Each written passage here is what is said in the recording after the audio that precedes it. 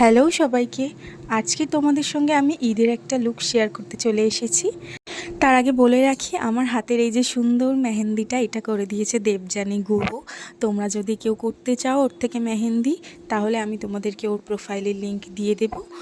ও কিন্তু ভীষণ ভালো কাজ করে, তোমরা কিন্তু অবশ্যই ওর সাথে কন্ট্যাক্ট করতে পারো। তো যাই হোক, ভিডিও করার সময় কিন্তু ভীষণ গরম ছিল। আমার কিন্তু অনেক প্রবলেম হয়েছে ভিডিওটা শ্যুট করতে, কারণ এত গরম আর এত ঘাম হচ্ছিল। সেই ঘাম মানে কন্ট্রোল করে মেকআপটাকে করতে কিন্তু আমার অনেকটা প্রবলেম হয়েছিল। তো চলো এবার মেকআপের কথায় আসা যাক। এখানে আমি ফার্স্টে আমি রিকোডের গ্রিপ স্প্রে যেটা রয়েছে ওটাকে আমি ইউজ করেছিলাম অ্যাজ আ মিস্ট। তো তারপর আমি আমার অল টাইম ফেভারিট অ্যাকোয়াব্লাস্ট, পিএসসির অ্যাকোয়াব্লাস্ট ইউজ করেছিলাম ময়শ্চারাইজার। দেন আমি ফ্লেয়ারজার প্যালেট থেকে একটু কনসিলিং করে নিয়েছিলাম।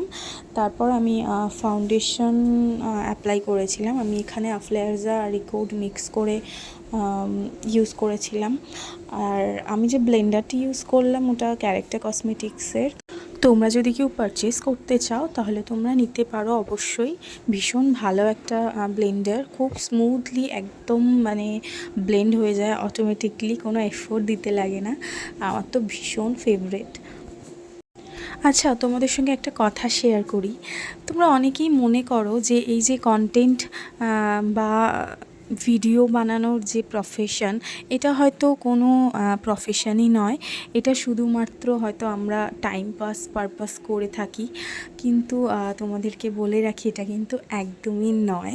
তার কারণ একটা ছোট্ট কন্টেন্ট, এই যেমন দেখো একটা 1 থেকে 1.5 মিনিটের কন্টেন্ট ভিডিও, সেটার পিছনে আমার কতটা পরিশ্রম ছিল, কতটা এফোর্ট, কতটা ধৈর্য ছিল, যার ফলে গিয়ে এই ছোট্ট একটা ভিডিও আমি তৈরি করতে পেরেছি। তো এটাই আমি বলতে চাই যে যারা কন্টেন্ট তৈরি করে তারা শুধুমাত্র টাইম পাসের জন্য করে না, তার পিছনে তাদের অনেক আশা, অনেক আকাঙ্ক্ষা থাকে। অন্যান্য কাজের থেকে আমি মনে করি ভিডিও তৈরি করাটা সত্যিই ভীষণ ডিফিকাল্ট। তো যাই হোক, আজকের লুকটা তোমাদের কেমন লাগলো সবাই অবশ্যই তোমরা কিন্তু কমেন্টস করে আমাকে জানিও। চলো ততক্ষণ পর্যন্ত টাটা।